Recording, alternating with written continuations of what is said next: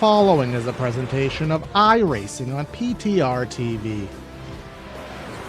We'd like to thank all of our channel partners for their support. Please like and subscribe to the channel, and we hope you enjoy today's broadcast.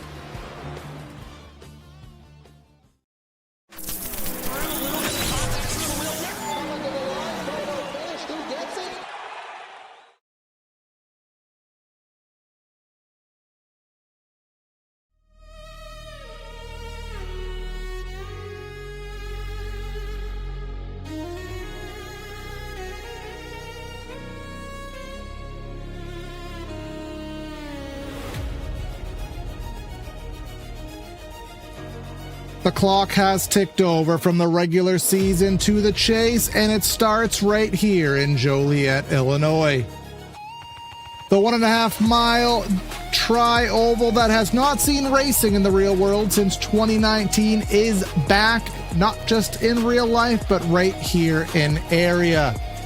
The multi-groove racing, the curved back straightaway, the bumps, and all of the excitement as we start the Florida Estate Builders Pro Series chase-off. What better way to do it than right here? Welcome everybody to PTR TV for today's coverage of the Area Pro Series by Florida Estate Builders. We'll be doing this for 130 laps here in the O'Reilly cars. Going to be myself, Corey Silva, in the booth and in the truck. Hunter Sleppy here to help out with the calls. Hunter, we have seen some good racing this week here at this amazing racetrack. And these Thursday guys, they know how to put on a race, a lot of times caution-free. Let's see what tonight has in store. Yeah, absolutely. Looking forward to Chicagoland tonight. I mean, Monday night was fun to watch. Tuesday night, the trucks was fun as well. This one, probably going to be the one where we see the most racing, although the trends say otherwise. We averaged 5 yellows here from Chicagoland, and the season ago we had a green-white checkered finish with Zach Nichols taking home the win. Jeff Wright won this race back in season 6, so he knows a thing or two about getting the job done. Connor Yaroshak, David Weishart, the other winners as well. So easy to point out that we don't usually have a favorite here. But if you start inside the first few rows or so, you typically have a better shot of winning. Some guys still looking to get their name into the history books here as a winner in the Pro Series. We saw Jake Nichols win last week at Talladega. That was his first win of the year. He's looking to go back-to-back. And no better time to do it than now to kick off the chase.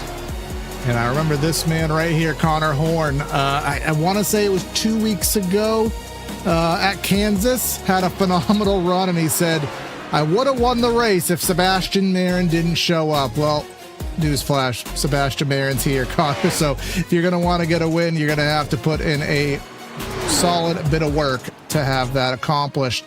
But qualifying on the board, let's see. Jake Nichols just put himself P3 for the moment with a 39.99. Marin up there with John Hall running in second. And let's see who else we have about to cross the stripe. Chilcutt has still not taken to the track. Let's see what Scioli can muster. Actually, he's on his out lap. Also have a minute to get a lap in and try to put up a pretty good time compared to the 95 of Marin. And that's the thing. Marin, early on in this season, it looked like he was going to be a chase contender, but some things did not go his way with a simulator issue and with other things outside of area. So unable to compete in the chase, so he's an open driver, and that's what these open drivers are here to do. They're here to just win. David Weishart put up a pretty good lap time of 5th. The 7 of Scioli, he put up, where's his time? Let's bring Senasek up here. This thing is glitched. Well, yeah, we'll do a little restart. Sometimes our updated ticker model likes to be all weirdo. But Peyton Howell put himself P2. And who else do we got? I think Jeremy Miller, the last of the chase drivers. And he will put himself in P12. Casey Lakatos, he will put himself 15th. And then the last one to turn a lap here, Forrest Smith, P24. 3 drivers did not take time. Evans, Kite, Bolton, and actually it's 4. Skylar Shackelford there not taking time. But that'll put us into our warm-up, which gives us the opportunity to thank everyone for tuning in to PTR TV. If it's the first time, don't make it your last. Hit the like and subscribe button. And of course, if you're watching on Twitch, consider following, subscribing. $5 a month gets you double points, custom emotes, turn those double points into free merch. But just taking a look here at Chicago for the one person who doesn't know what this track looks like. And technically it's 1.5 miles, although iRacing gives it a couple extra hundredths. Famous with that D-shaped back straightaway, as you just saw here. But tire wear probably going to be something big into play here. And Hunter, we're against the odds. I would have thought we'd be going caution-free here with what the trend has been. But evidently, this race is a little rougher around the edges than expected. Seems so for the Pro Series, as we typically have some late yellows here. We average about 17 to go. Did mention one overtime finish. That was in Season 7. Laps led, not really a thing of priority here. The good driver who usually leads the most laps does not tend to win the race. I want to say Seasons 4 and 5, that was the case. However, Jeff Wright in Season 6 led 16 laps. Zach Nichols only led 10 laps. And, it was Talladega last week, but Jake Nichols, he only led 2 laps en route to his victory at Talladega. So, not a whole lot of laps led here to be called a winner. You just have to lead the most important one on the final lap. And we mentioned Jeremy Miller, so he is not a chase contender, but he will have an EOL. Same with Steve Durham, Bolton, Shackelford as well. I think that's why we didn't see Shackelford go up. He was already starting at the back anyway. And if Alan Elwood is here, he is the only one with a drive-through. You have one driver for the drive-through. We'll see how penalizing that is. You just talked about the lap time, the laps led being very sporadic here. And a lot of that, I think, is due to strategy. We saw on Tuesday night, in the middle of the race, all the different strategies at play. 130 laps, probably, I don't know, maybe you could technically do this on one stop. Very well could be plausible. So there's going to be a lot of, I assume, green flag cycles and who's going to overcut, who's going to undercut, all those comers and goers. So a lot of things to look forward to. Let's see what the weather is here in virtual Joliet. We're racing out of today's live date in the simulator, and then 5:22 virtual time. 93 track, so a lot cooler of a track, ironically, than we had on Tuesday night in the truck race. We'll see what that does, because I'll tell you, Hunter, that racing during the middle segment of that truck race, that was all-time stuff we saw.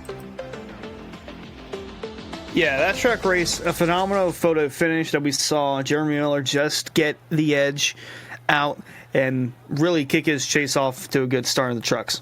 Absolutely. Now we got to go down trackside for that Central Mobile Home starting lineup. If you're looking for a new shed, Triple Crown trailer, or new home, look no further than Central Mobile Homes, proudly serving Florida customers for 30 years with a plethora of different floor plan shed designs and Triple Crown trailers in LaBelle, Okeechobee, Clues, and Sebring at centralmobilehomesinc.com. But let's go ahead and give you that starting lineup. Sebastian Marin going to come out here and start from P1 with chase driver Peyton Howell, our points leader, rolling off in second. Third, James Scioli and John Hall. That is a chase row full of yellow. You'll see the yellow. You'll also see the green on most drivers on their cars.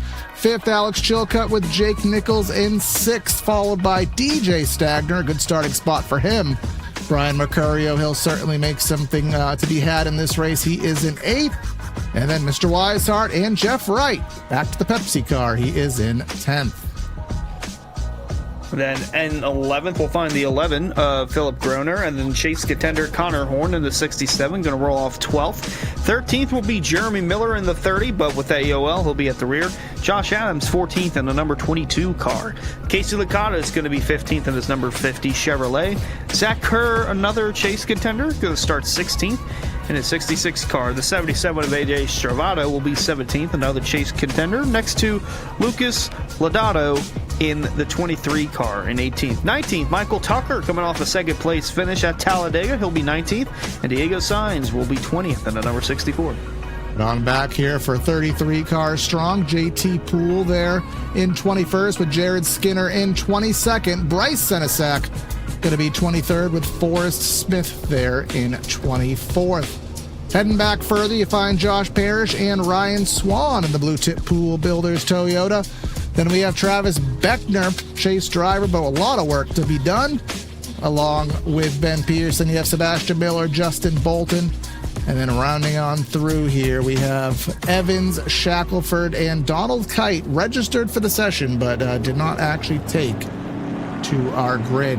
I didn't go over the point standings, although, we're resetting here anew, but just as the slate of how things are starting off.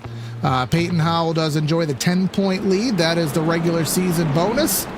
And then it, as you can see, goes down to 40 points. So for someone like Travis Beckner, that's basically a full race worth of points there, Hunter. So if Beckner wants to get in this with it only a 5-race chase, he's going to have to make a dent here tonight.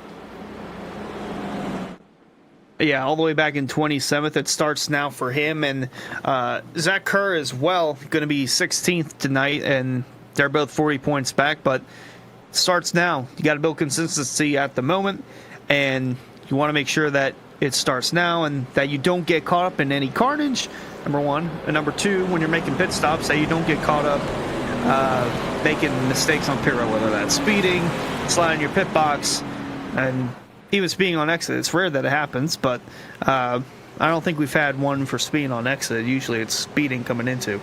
Yeah, looks like we're only going to have one pace lap here, so going to waste no time getting the chase underway for the Florida State Builders Area Pro Series. In the Poet restart box, Marin gets on the loud pedal. Him and Peyton Howell going to drag race here to get things started off.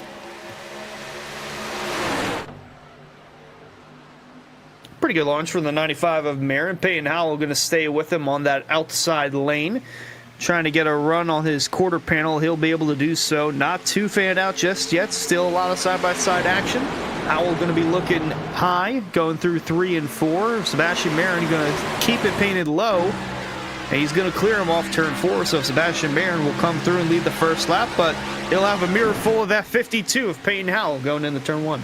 Now, certainly we saw some trends that we'll look for here over the course of this Nopes race here. The O'Reilly Auto Parts cars. We saw that you want to get to the outside, and we have some big follies going on down the back straightaway. That is Travis Beckner all the way to the bottom. What kind of blend will that be? Thus far, good. Jeremy Miller right there as well. Let's go check that out on our replay.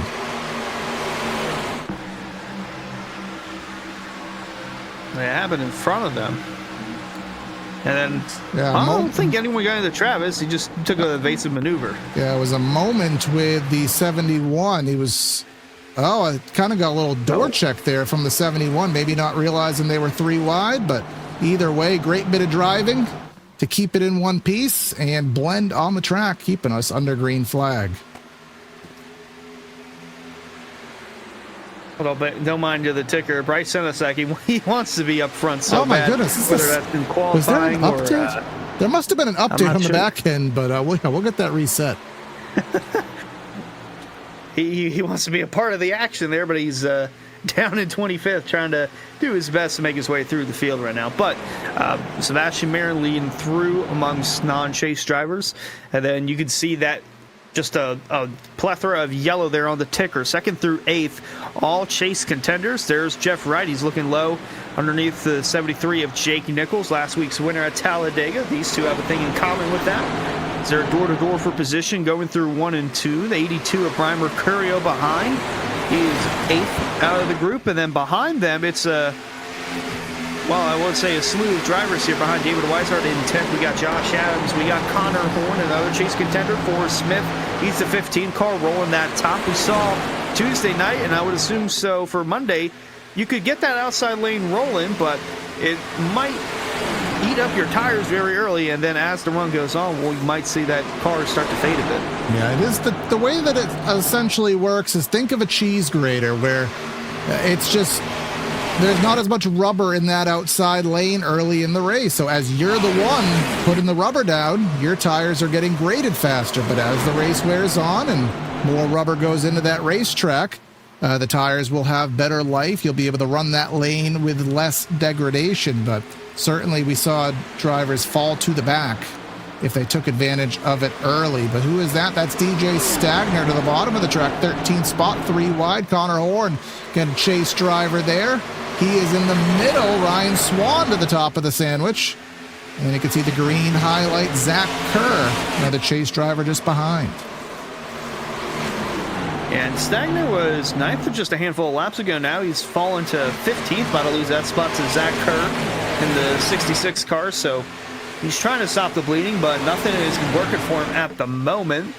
We got more guys making their way through the field. We saw the 54 of Ryan Swan going through on that outside lane. He's kind of following Forrest Smith here, and now we got a plethora of guys making their way inside the top 10. David Weishart is one next to the 73 and Nichols. He's riding his coattails. Forrest Smith as well coming through. Mercurio trying to hold on to 10th, but he might, because Ryan Swan I think just got in the wall and someone blinked there. I'm not sure who that was. I think that was Forrest Smith, so we'll have to watch that connectivity situation there to see if that minimalizes. But as we go up to the first pack, the lead pack, there's Scioli right on the bottom of the racetrack. There's Chilcutt. And then to the top of the track, John Hall. Remember, he has been rather successful this season on the intermediate tracks, getting the win at Las Vegas and Darlington, if you want to throw that in the intermediate category. So that 24 certainly, this is his bread and butter. Closing into the back bumper of Peyton Howell, and neither of the two allowing Marin to drive off. Now they're trying to keep up with him as much as possible. Peyton Howell, John Hall, and even Chilcutt and James Scully, the top 5, all within a 6 or 7 tenths of a second of each other, all under a second. Now Peyton Howell going to look low, try to get a better line going through 3 and 4 to no avail. The 24 of Hall will run the outside, and then the 60 and the 7 both run the bottom. I saw this gaggle here. They are just waiting to, just waited for the grenade to have the pin pulled right here in this pack. This is all outside of the top 20. DJ Stagner, again, talked about him having a great starting spot here, but obviously going the wrong way. And we were talking about this off air, Hunter, and it's not anything that we have direct numbers on. We haven't been privy to any race details of fuel life, but this could be a one-stop race if this goes green. 65 laps. I mean, I think it's a little bit of a stretch, but it could be doable. So maybe he's falling back, just trying to keep a little bit of fuel in that tank. Could be a strategy. Yeah, it very well could be. We're already looking at about 1 second or more of tire fall off after about 10 laps or so. So I think within the next 10 laps, we might see some of these guys start to taper off a bit more. Not sure if they're using up a good portion of their tires, as we're on board with the number 82, Brian Mercurio. Mentioned him. He's currently holding on to 10th right now. Him, Jake Nichols, they were kind of falling towards the rear. I shouldn't say rear, but falling towards the back, losing a couple of spots as Forrest Smith continues to drive inside the top 10. He's up to 8th right now. We saw Philip Groner up there in 9th. David Weishart again moving up to 7th. It's actually the 11 will go middle, the 82 will go low, and looks like Groner will have an inside advantage of the 15 of Forrest Smith. And interesting, the inside working as well as it is, because we saw in the Truck Series, we saw in the Cup Series that the outside lane was really where you wanted to be. Thus far, you could see the 11 almost clearing, Forrest Smith getting into the wall. And, speaking of getting in the wall. Zach Kerr in the wall, and he's going to go around as here comes the field. And that's going to bring out our first yellow.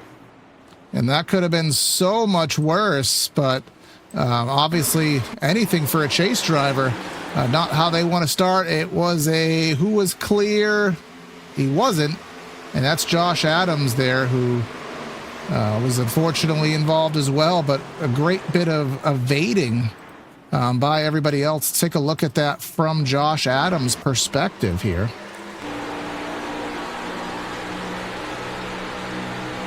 Yeah, I think he needed to give him about 2 more millimeters and he would have been clear there, but sometimes it's very hard to keep that car down there on corner exit.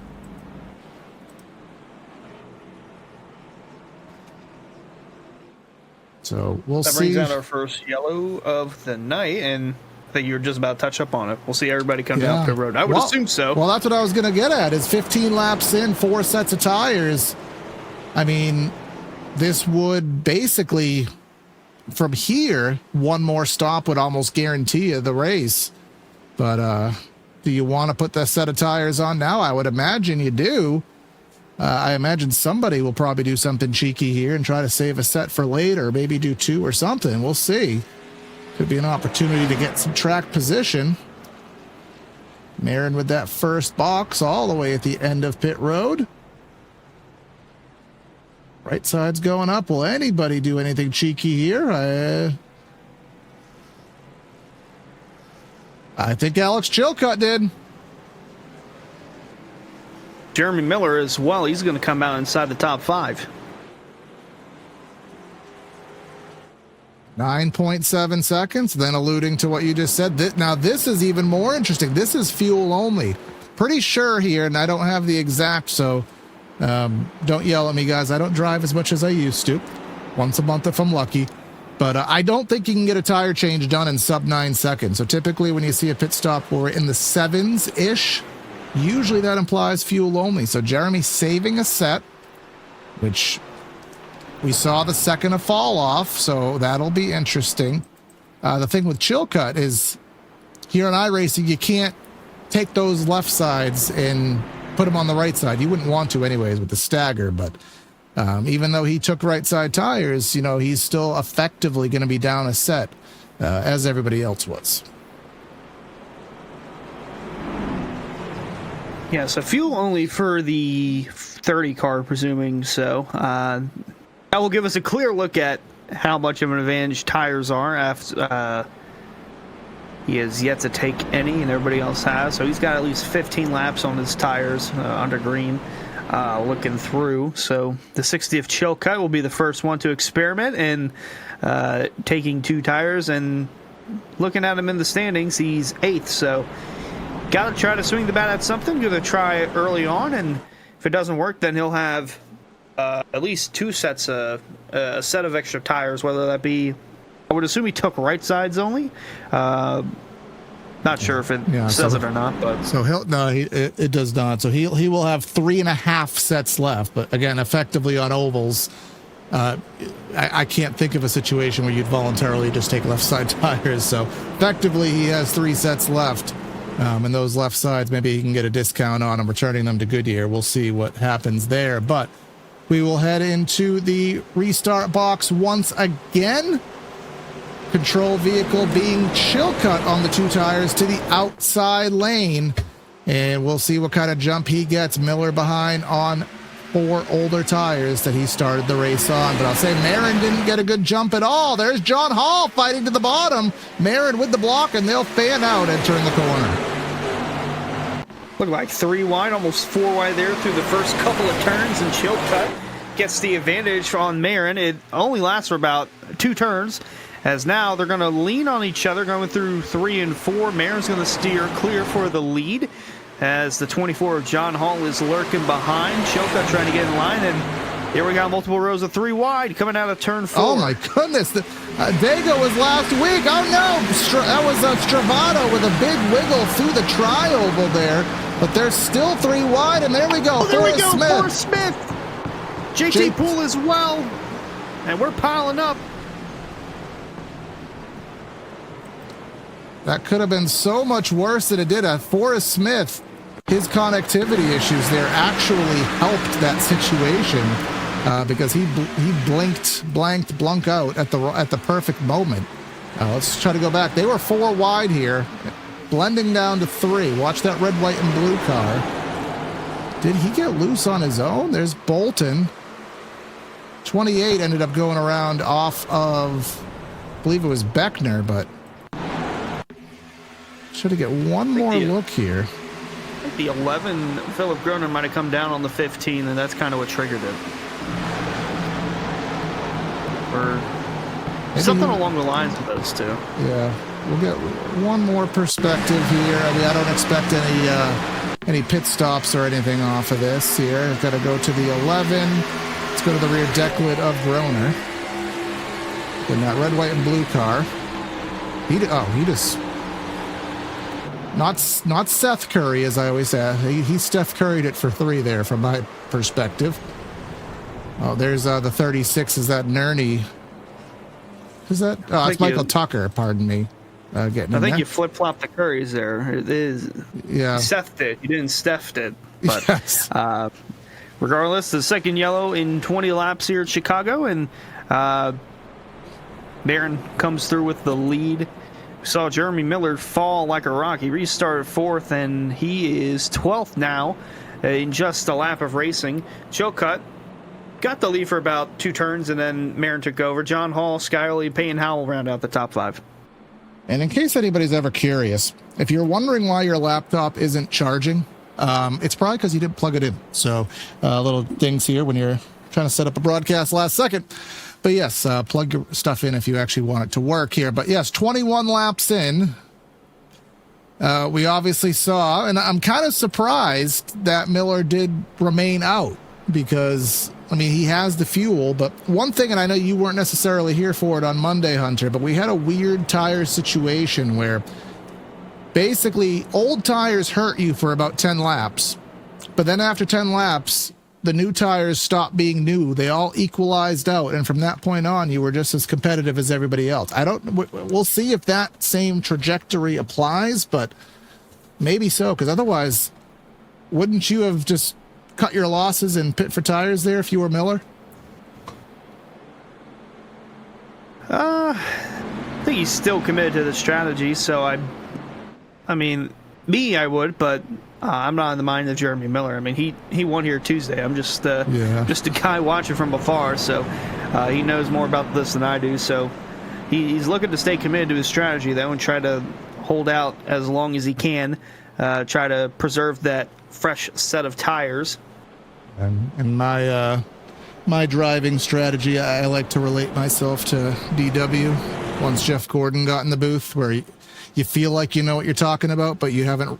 Your information is so outdated that sometimes it's better off just keeping your mouth shut. But yeah, we got to trust that these guys, they know what they're doing. This is what is the split here today?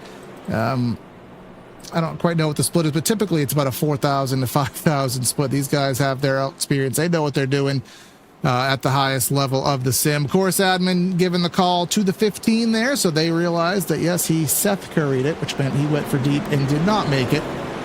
And he will get 2 incident points assessed to his next race. But entering the restart box again by Poet. Someone tell me what Poet is, because I have no idea. But Marin will get on the loud pedal. Green back in the air.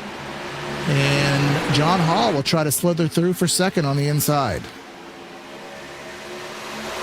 Yeah, great jump from the 95 of Sebastian Marin, and John Hall trying to steer clear of Alex Chilcutt. He will. Not a whole lot of fanning out this time through. Still a bunch of side-by-side battles, though, but no 3-wide, actually, no 4-wide. But the battle for third will heat up. Chilcutt on the outside. We'll find Peyton Howell looking low. Then back here is a little bit of 3-wide. Jeremy Miller again in the middle, trying to preserve that extra set of tires as long as he can. He is right around the 14th position. He's got Josh Parrish and DJ Stagner next to him, and he's actually going to go low. Parrish has perished from the top 15. Yeah, as I like to say, Jeremy Miller has engaged Alicia Keys mode because he keeps on falling here. But someone who's not fallen is John Hall to the inside. And you see the bumps. Talked about them the other day. We saw drivers getting loose. We saw drivers spinning out, both in the real world and in the sim. Through those 3 and 4 bumps. Hard to get the bite down there. John Hall couldn't clear. They'll try again here on the other side of the racetrack as Sebastian Marin leads things through. Jeff Wright in the Pepsi car. Looking to the outside of Scioli off of 2, and he will get that position and cross over to the inside. Looking to keep that momentum rolling for the 48 as he's looking low on Peyton Howell. Howell going to try to rim ride the outside lane and get enough run to stay with the 48 and possibly get around him. But Alex Chilcutt has managed to work his way back around John Hall and is looking to put a fight with Sebastian Marin, even though he's only on 2 tires. 48 of Jeff Wright, we're seeing him in the back. He's got a good run. He might actually try to... No, he's not going to take it low. He's going to stay behind the 60 of Chilcutt going into turn 3. And then that Blue Tips pool, number 54, Ryan Swan, he's in the top 10. He's looking to crack the top 5. He's on a roll since the restart. And he was quite competitive in the truck race the other day, too, as a chase driver over there in the truck race. Ryan Swan doing well. Big move to the bottom here as Jeff Wright will pass and clear Chilcutt on those two tires. Two tires, at least with 15 laps on them. Seeming like an applicable strategy here because Chilcutt's staying right in them. So depending how that handling is, that might actually be a magic ticket to play. But now here's something you don't see too often. Someone trying to pass Sebastian Marin here on the raceway. And different lanes through the tri-oval. Here's a high-low. Marin goes high. Jeff Wright goes low, but Marin will have the momentum for now. Yeah, but one driver with the momentum back there, Ryan Swan, he is now up to 4th. He's gone by Peyton Howell and now John Hall. He's looking to possibly find a way around Chilcutt, although Chilcutt's going to run up high in 3 and 4, but... David Weissart looking to join the party up in the top 5. He is currently 7th right now, but giving a good run to Peyton Howell. He's got Skyley behind him. Connor Horn, we mentioned him. He is currently inside the top 10. Slowly but surely working his way through. There's Philip Groner in the 10th spot right behind him. And Brad Mercurio, who he's right back there in the 11th spot, and we'll see what he can muster over the course of the race. And I'm sure he'll be in the mix before too long here, but still waiting to see what the strategies are going to play. I do know Mercurio, and he's said this a few times, that sometimes he saves too much, or he saves too much and then falls back and can't get it back. So I know he might be saving tires. Someone who's not is the 48, who got right to the left rear of Marin and had to check up, almost contact there. But that number 48, he is eager here. Does he have a win here on the season, Jeff Wright? He doesn't, and he wants to scratch that goose egg here today. Wants to lead a lap, too, more importantly. Try to get that bonus point for leading a lap, and that's huge as a chase driver. Chilcutt trying to do the same over in 3rd. There's Weissart. He's looking low on Howell for the 6th position, going into 1. James Skyley kind of looking behind. He's going to just run the outside line. Weissart's not going to get the momentum. He'll lose that spot. Connor Horn looking to fill it up, and same with Philip Groner. If you don't clear that spot, you don't have the momentum down the back that the 7, the 67, and the 11 do. So Weissart going to be looking to find a line somewhere as Horn and Groner are going to go around him. Yeah, once you lose the momentum, you were just out to lunch. We saw how important that outside lane is. And coming into play here, Mercurio looking to the outside, almost akin to what you see at Bristol, where we will be next week there. Once you kind of get stuck in the wrong lane at Bristol, you're just struggling until you can manage your way back into it. But all the while, through the couple cautions we've had, or the one caution, I don't remember, but we still have everybody on the lead lap. Donald Kite, who I said didn't take to the grid, he did manage to get onto the racetrack and is racing. But look at Jeremy Miller. He is now, mind you, Donald Kite is 3 seconds behind the field, but now Jeremy Miller is about to go dead last. So he's going to be hoping for something, because this could end bad if this stays green. Yeah, I mean, he's looking at it from the long-term perspective, but he cannot go a lap down, otherwise that strategy will go out the window. But not being involved in the chase in this series, just looking for a different opportunity to try to find your way in the victory circle. We mentioned the 54 of Ryan Swan moving up in the top 5. He is now fallen. He's trying to stay inside the top 10 now, because we're on board with Weissart. He's trying to follow the 54 through, but it seems like the early push on tires from Swan has led to this fall in the running order, as he is not really going anywhere. Weissart just going to follow in line with Mercurio and get around him for the 9th position. 10th now up for grabs, as Jake Nichols looking low in the 73. Philip Groner trying to make his way through the middle, and then there's Travis Beckner and Bryce Senesag. I mean, Senesag kind of glitched up on the leaderboard a couple times tonight, but he's up to 14th and is still working his way towards that top 10.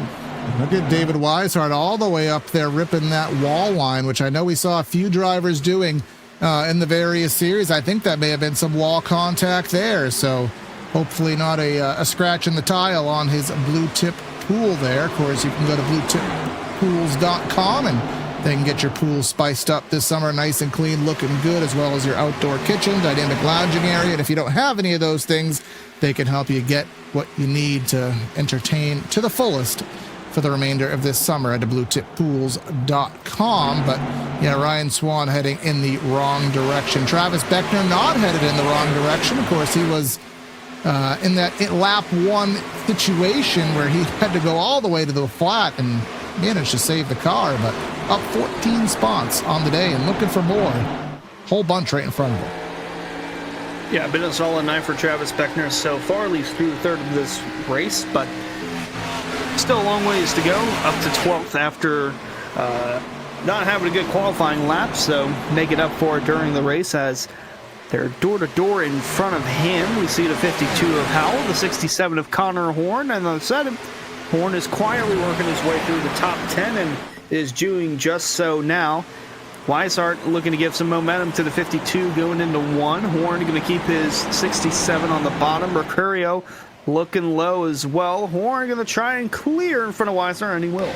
Yeah, he shut the door on that number 29. And hello, Mr. Weishart. A little bump draft here down that Chicagoland back straightaway. Mercurio again making his slow progress to the front, and this is what I expect of him. I've seen many races where he will come to the front at the end of longer runs, save those tires. We're 23 laps into the stint.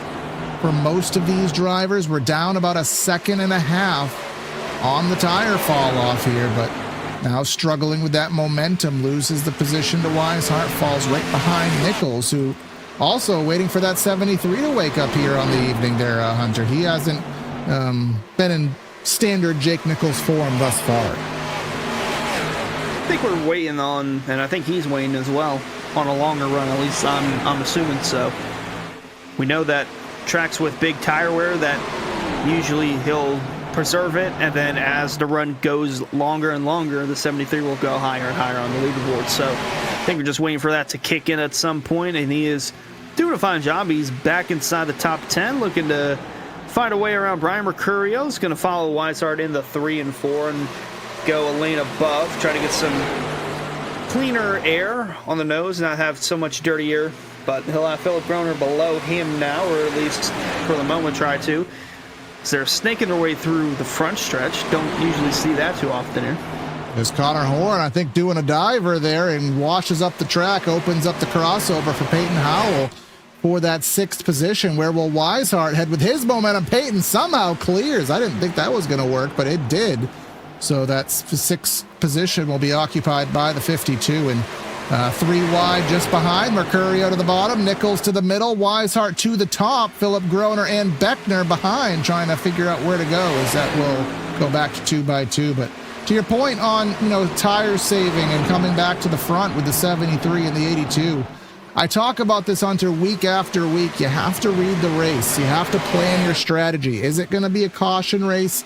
Is it going to be a green flag race? And especially here in this Thursday series, these drivers certainly are going to err more towards the green flag strategies, because that is, again, as we've seen, that's traditionally what we have here on Thursday nights.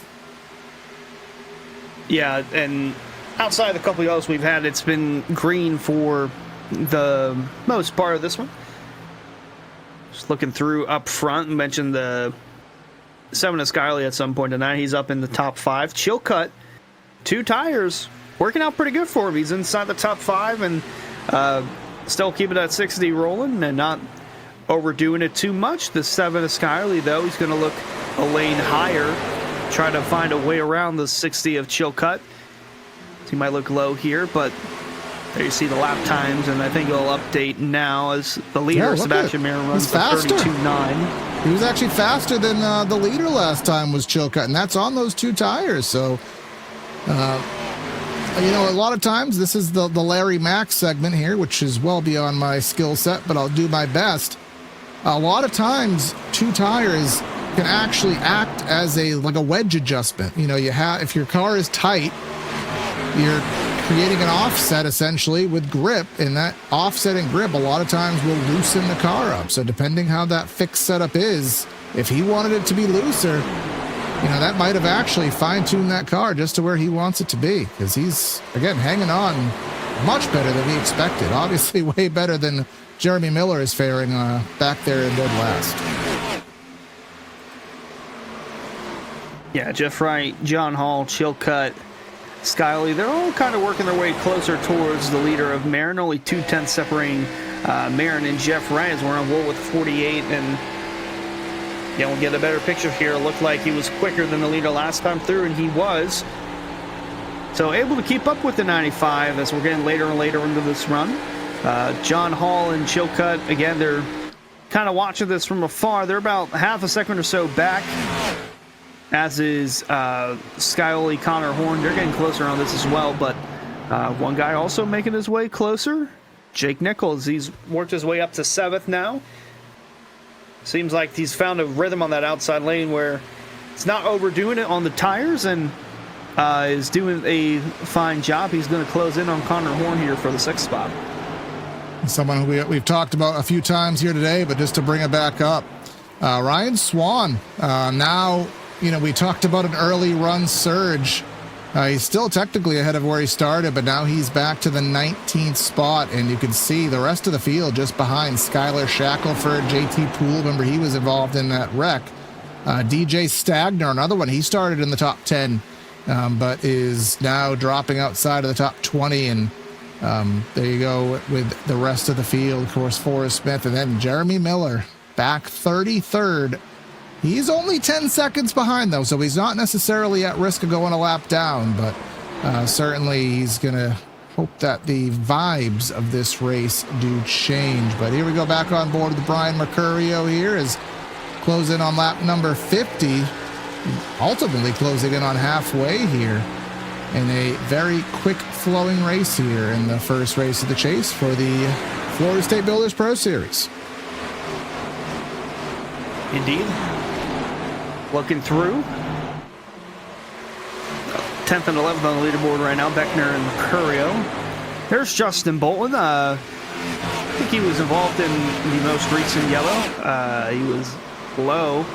Not sure if he went fully around, but his car was sideways in that one, and he's driven up to 12th. I mean, we know what he's capable of whenever he's here. He usually runs pretty good, and he had the EOL tonight, so that kind of put a damper on things as to why he was back there and caught up in that most recent incident. But he has worked his way up nicely to the 12th spot, and he's trying to keep it in front of David Weishart in the 29. He's kind of fallen outside the top 10, but good run for the 41. Absolutely. It's trying to find some other battles here on the track, as up front, they kind of have stagnated out just a little bit here. Lap times are basically even, although the last time by, the fastest on the track, well, just prior to that, the fastest on the track was actually Alex Chilcutt. And last time by, fastest on the track was Jake Nichols, 73. Now, not by a sizable amount, about a 10th, but, that does add up. But unfortunately for him, see a lot of fast guys in front of him to pass. But luckily for him, he's only, as Connor Horn, having some connectivity issues. Even though we've run so long there, Hunter, we're not spread out. You can see from Jake Nichols' perspective, he's only a second and a half off the lead. So whenever that pit stop is, probably past halfway, I'd say 65 to 80. You could probably see whenever that pit stop would be. There could be some massive changes in position here that, just based on how close everybody's currently running. Yeah, and I think we mentioned about Jeremy Miller and how far back he was. He's only about 10 seconds back from the leader, so he really hasn't fallen off a whole lot like I kind of thought he would from being on fuel only and not having to pit for tires yet. But again, he's still got an extra set in the bank unless we have a late yellow and then wants to use him. But obviously planning for the future, trying to put himself in a better spot to win. So interestingly, Hunter, we usually have, he has, similar to what I said on Monday, his tires have evened out. He's running 33 ones, most everybody else, they're running 33.1. So once you hit that wall, it seems like it's okay. Unfortunately, it's just the damage you take while you're hitting that wall obviously costs you a lot of spots. Yeah, it might seem like Jeff Wright has hit a wall. The 24 of John Hall, he is right there. I mean, he's still closing in. That time through, got a good run down 2 and into the backstretch, but the 24 is closed up. The 60 of Chilcutt, he's right there. Kind of the opposite of what I assumed from tonight's race. Thought the longer the runs would be, the more spread out the guys would get, especially with Sebastian Marin in the field. We know that he usually likes to pull away on the longer runs and kind of check out and stretch out his lead, but that has not been the case. Jeff Wright has been there within 2 or 3 car lengths this entire time. John Hall, he's closed in as well. Chilcutt, we mentioned him. The tires have evened out, but the 2-tire call for him to get track position inside the top 5 and put himself in a better spot for the chase. It's working out well. And then Scioli, kind of in no man's land. There's not really a battle close to him. He's about half a second back from Chilcutt, and then he's got 4 car lengths, now about to be 3 car lengths between Jake Nichols and Connor Horn. The 73 getting around the 67 for that 6th position. Peyton Howell, strong run down the back. He's looking to take advantage of that and try to get around Connor Horn into 3. Yeah, but will he be able to clear? It's going to be close. Well, Forrest Smith coming through on fresh tires, evidently, and Connor Horn, a little bit of contact. It will kind of push him up there in the tri-oval. Again, that 15 is going to feel like Superman right now. He's currently 2 laps down, but he has the freshest tires here on the racetrack, having just pit 4 laps ago. David Weishart, and I'll tell you, David Weishart has been bit so many times by going on alternate strategies, but he's on an alternate strategy. Will he get bit by it? This is a strategy that won't get him to the end, so he's going to kind of do that 2-stop strategy, seemingly pitting at lap 50-ish and then maybe around 90-ish. So he's trying to unlap himself as he drives through this hornet's nest here, which is, where are we, about 3rd or 4th on track. Yeah, he pitted at lap 52, so obviously he's a lap down from that strategy call, but, I mean, this is a good look at how important tires are. He's currently flying by the field, and that's Forrest Smith up there that got around Sebastian Marin. Again, pivotal to how important tire wear is in this race, as 2nd, 3rd, and 4th all within each other right here. John Hall's got Chilcutt looking to the inside. David Weishart, again, the lap car coming through. He's going to make it 3 wide down the back and put these guys in a little bit of a tough spot, but there's the 7 of Scioli and then the 73 of Jake Nichols. Again, the longer the run, the better his car gets, and he is on the cusp of entering that top 5. Yes, he is. As you can see, Weishart in Superman mode here, trying to get on through. As we continue on here and just talk about a couple of the other partners here as the race heats up. Again, rickshotsauce.com. You can head to rickshotsauce.com. Best hot sauces in South Florida. Lokahatchee Classic Golden Garlic, Palm Beach Pineapple, and South Beach Heat. And, of course, somebody's going to get themselves $100 as the Rookie of the Year on Mondays, and we'll find out relatively soon as our season wanes to an end. You can head to rickshotsauce.com as Jake Nichols up there running the money line against the wall, trying to find some momentum there. Scioli to the bottom. So his teammates Duke battle and trying to find a way by that Hendry Racing. Is that a Ford? I should know that. It is a Ford, and all the while, John Hall just in front. Gaggle 3rd to 6th. Yeah, things are really starting to pile up here. The 73 again making his way inside the top 5. Jake Nichols running through in that outside lane. He's going to try to find some momentum to get around Alex Chilcutt in the 60. He'll have a quarter panel, and he's going to give it to the number 60 as they're on the apron coming up through the tri-oval. And now he's going to steer clear for 4th, and he'll have his eye set on John Hall in the 24. And, I mean, we are currently, I want to double check on this, 46 laps in this run. And Jake Nichols just seems to be the fastest car on the track. There he goes. He's going to try to run the money line. There he is. And I'll tell you the science of it. See that shadow? That shadow is grip. It's cooler track than anywhere else in that corner. If you can hit it, it feels like you're hitting a Mario Kart turbo pad if you can hit that shadow. But if you don't hit that line, you're going to put yourself into the safer barrier. So it is high risk, high reward, but someone of Jake Nichols' stature, he's going to reward from it far more than he's going to be detrimented. There he goes by John Hall. Will Jeff Wright try to go up there and block that money line? He's going to go sort of high, but he's not going to go high enough. Let's see if the bite comes. Let's see if the momentum comes here off of 4. And he's got it. Jake Nichols has the run on Jeff Wright going into turn 1. He's going to look to take his advantage to the outside lane, and something happened there. He took the air off. With John Hall and Chilcutt, I'm not sure if there was a little glitch moment there or not, but John Hall is going to lose that spot for the time being. Chilcutt in front of him, and Skyly trying to get around. Jake Nichols works his way through the high lane in 3 and 4.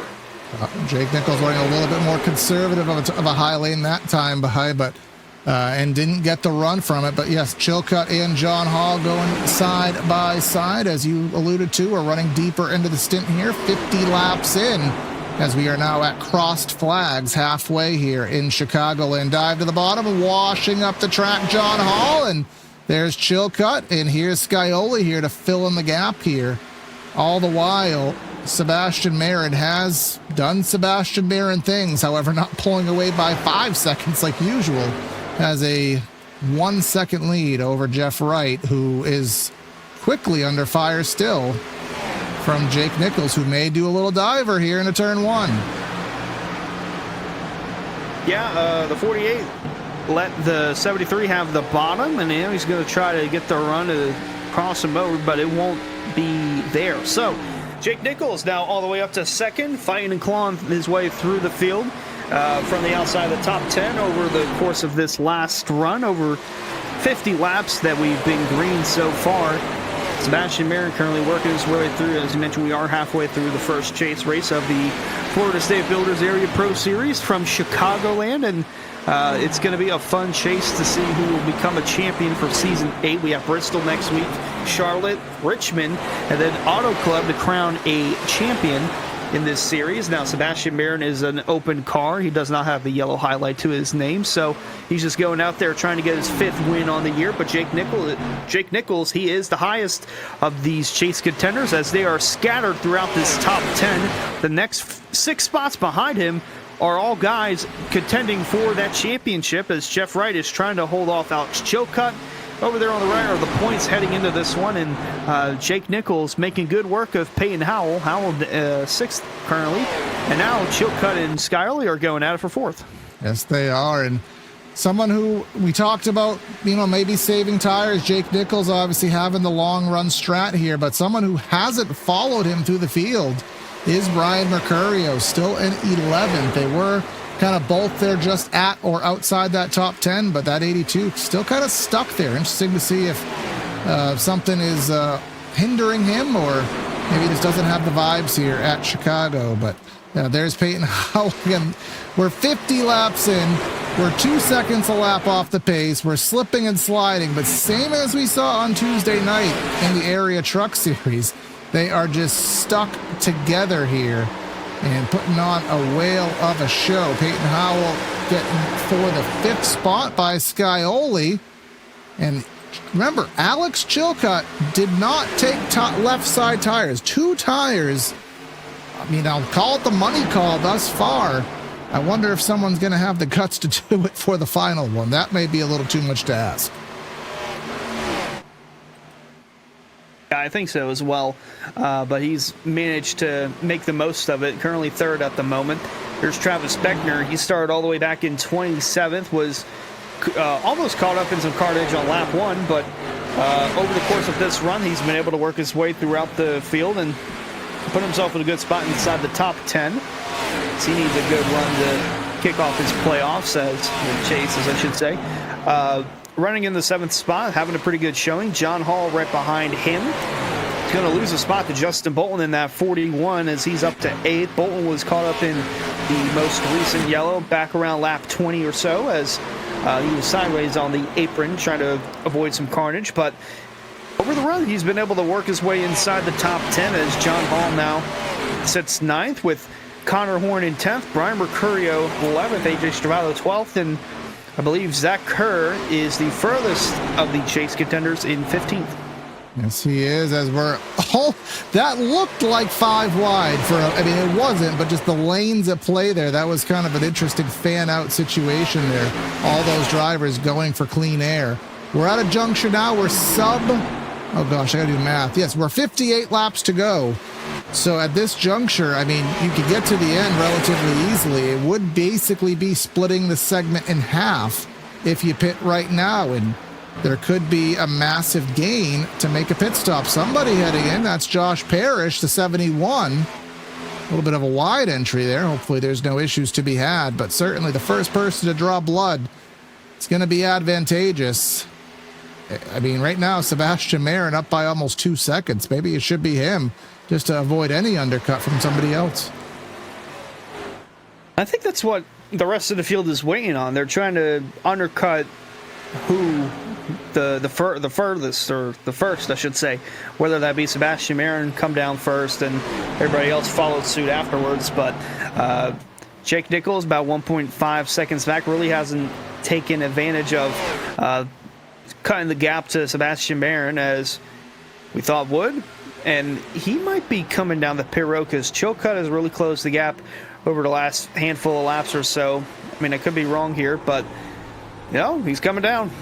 And you could tell it is fighting off that 18 degrees of banking, getting it down here. Remember, iRacing did tighten up the pit road speeding system, so going in a little bit hot will certainly be a risk, but Jake Nichols playing the undercut strategy. It's going to be about a 2-second gain, most likely.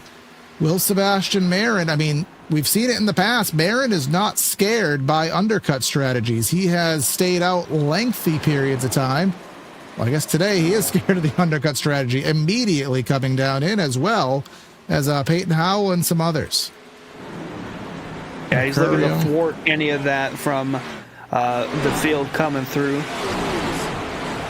Mercurio right, Howell, and then a little bit further back you see some other drivers coming on in here, and that'll give the lead back to Chilcutt. Well, maybe not. Yeah, because he had the lead at the restart. Ironically, the guy with some of the oldest tires in the field is going to be one of the last ones to pit. Actually, here he comes down. Remember, a lap-led point is on the table, and we have a big party, a huge party coming and following Scioli.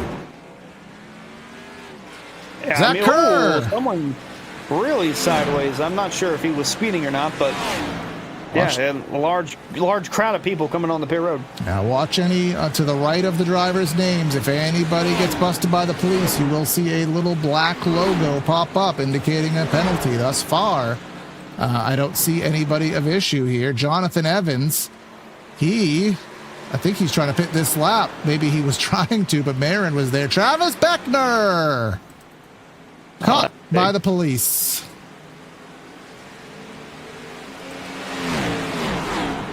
So, chase driver there making a critical faux pas. That is going to be, I forget what the exact penalty is. I want to say it's like a 15-second stop, and I think it's a stop and go if memory serves. So that's going to cost him most likely a lap. All right, well, field's going to try to work their way through to get a lap back from race leader Jonathan Evans in the 26 car. Casey Lakatos, Ben Pierce.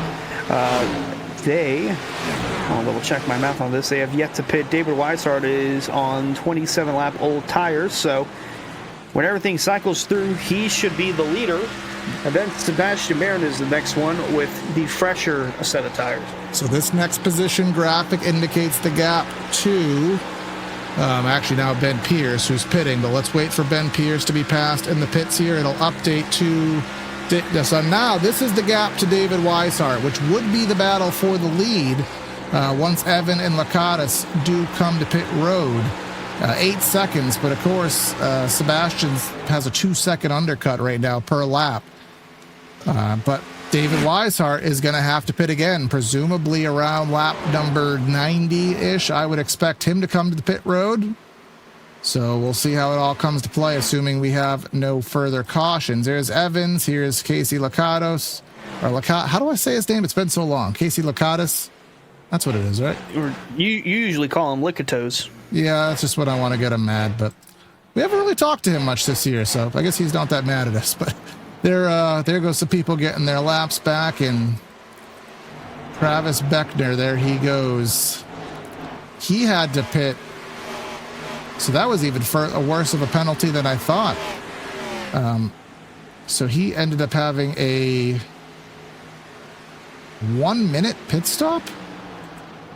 I'm gonna have to get some clarification there. Hopefully, our Travis, was it Jason Beckner in chat? If you have some inklings, I'd love to know what that penalty was, because that was even steeper than I would have ever imagined here. But, anyways, David Weishart shuffling through to the leader, but he's not going to be the leader with much pace. I'm sorry, Beckner still has a black flag to his name.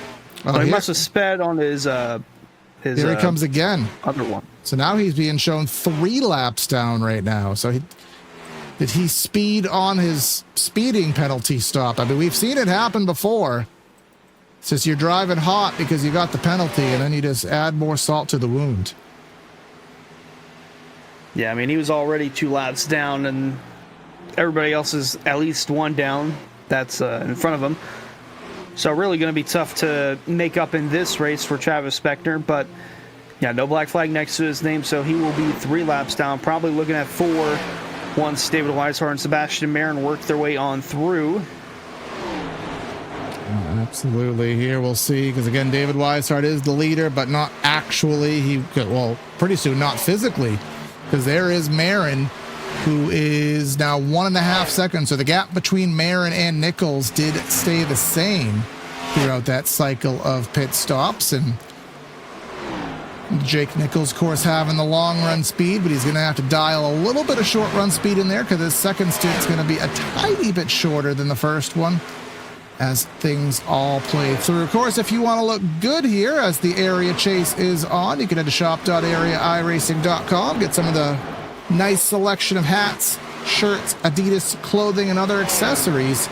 Easy to shop, quicker to ship, better to wear at shop.areairacing.com. That new studio temporary rebrand. Of course, next week we will be at Bristol, which will be the 4 races to go as of next race. And we have nothing on 2027 yet, although we have a penciled in date.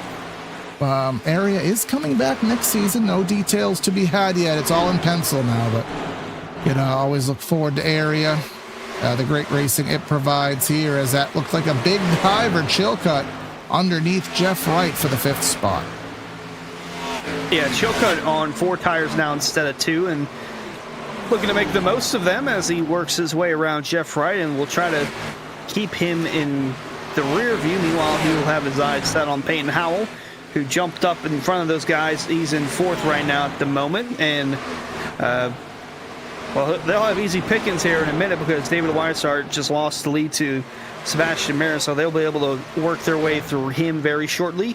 We'll say, though, the one thing with Jake Nichols, he won't have to necessarily pass through as many cars as he did on the first run.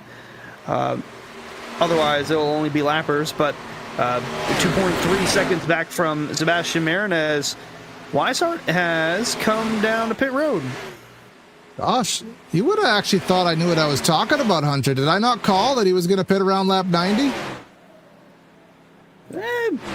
Close to it. Yeah, so, every now and then, a broken clock's right twice a day. Is that the saying? I think it is here, but not sure if Jake Nichols had a bad lap or something, or maybe he's in saving mode already, because he was 1.6 seconds behind Marin, and now that gap is ballooning up to now 2.7 seconds. He's running about a tenth slower per lap, and now Alex Chilcutt, who's now batting on the same playing field as everybody else with 4 fresh tires, here he is going for 2nd.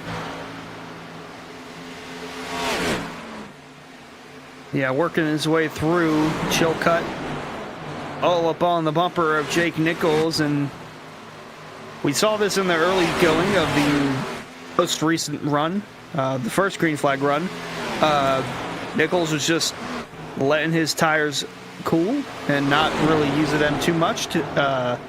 Chilcutt trying to make the most of his opportunity with 4 tires and looking to get around him for that second spot in car with him. Only a couple car lengths back from Jake Nichols. Still 3 seconds back to the leader, Sebastian Marin. Alex Chilcutt winning the iRacing Daytona 24 this year, which is one of, arguably, the most prestigious. I mean, I might get yelled at by some of the road guys out there, but I think the iRacing Daytona 24 is probably the biggest race in sim racing.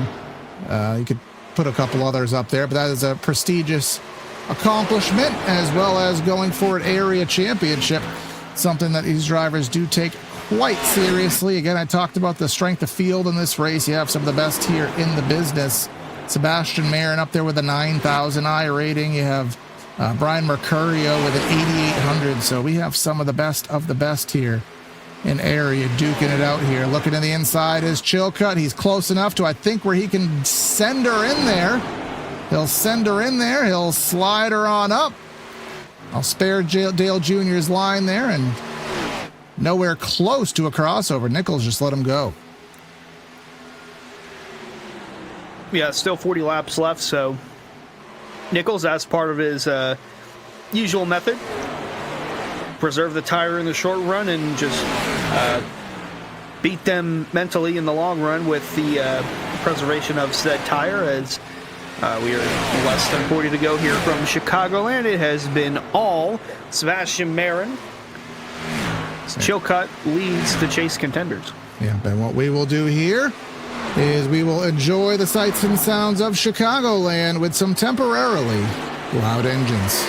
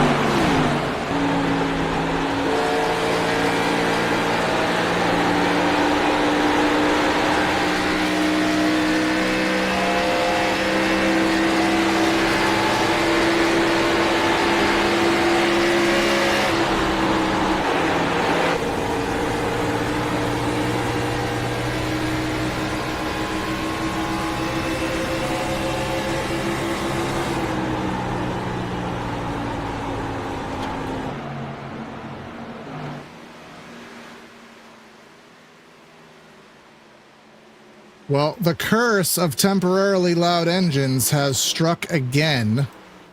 Although we've been pretty good about it lately, I'm going to wait for admin to come through, because I don't have an immediate trigger at it.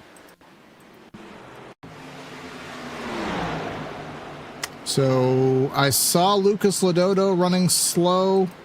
Oh, wait. There we go. Is that Forrest Smith? I think I have a... We may have... We're doing our Inspector Gadget detective work here. Yeah, there it is. Oh. Well, in the words of the one person who will get this reference, one of the old famous Celtics broadcasters, Tommy Hines, said he famously said that was a ticky-tack foul. A foul that maybe it should have been a foul, but you could have lived without it. That's called a ticky-tack caution. It fit the algorithm, but definitely we could have lived without it. But it'll put a complete change in the race. Everybody will get fresh tires here, coming to 30 laps to go, as a cloud comes over the track to add some necessary grip. And we'll have ourselves not quite a sprint, but certainly going to be a pretty Herculean battle to the finish. Trying to look through. I'm not sure. Was David Weishart on the lead lap when that yellow came out? He was. Yes, he was. All right. So. Oh no! Sebastian Pardon Bear. me. Pardon me. He's getting the wave around right now. So.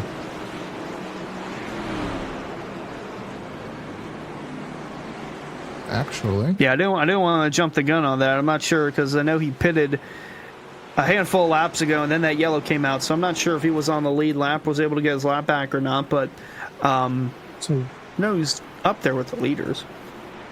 Something else happened beyond our scope here, because I am so obviously the 15 did get the cause of caution, but something happened with the 30, and I don't necessarily want to go back and try to dig for it just because I don't know exactly what happened, but an incident trigger point by admin also assessed to the number 30 there. So something happened during that yellow flag sequence, but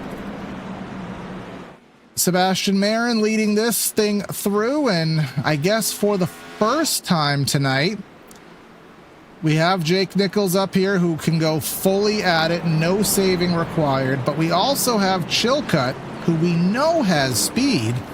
He gets to one-on-one battle with Sebastian Marin on the front row with 4 fresh tires, so it'll be interesting to see if he can hang on. And we've also seen Hunter guys be able to duke out Jeff Wright. We've seen Peyton Howell. With a short run, this opens up the door for a lot of drivers. Absolutely does, and we'll have to see if anyone can try to dethrone Sebastian Marin.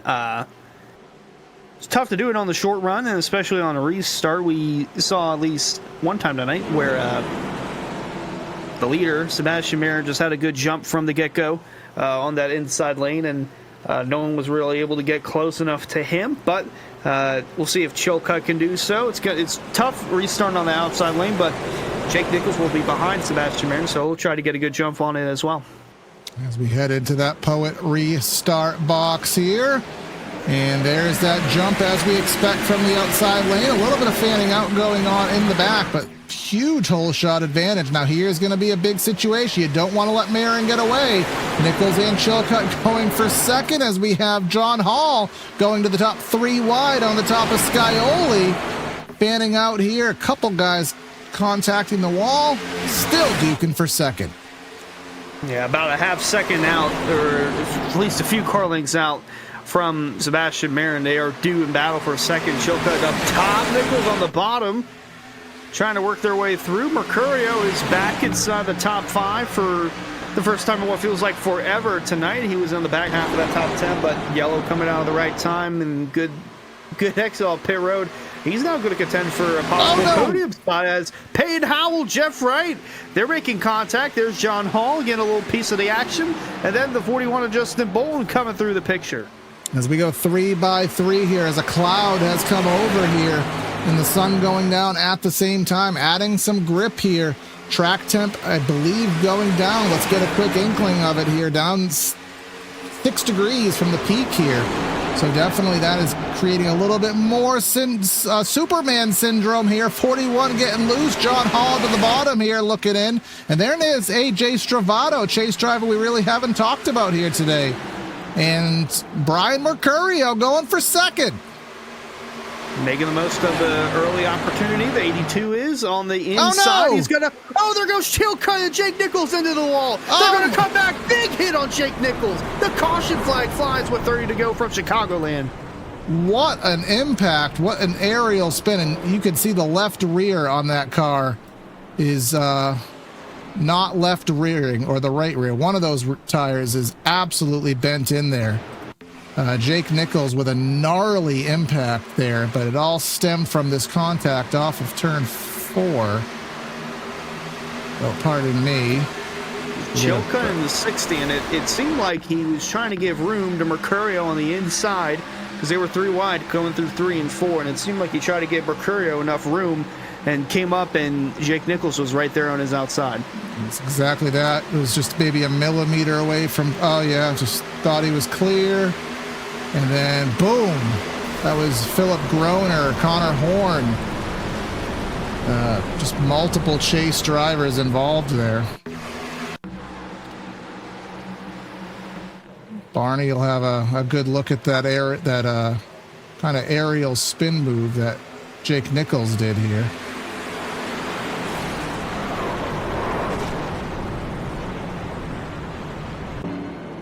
So and those guys were having great runs inside the top 5 today. Chilcutt, Jake Nichols. It's really going to shake the point standings up.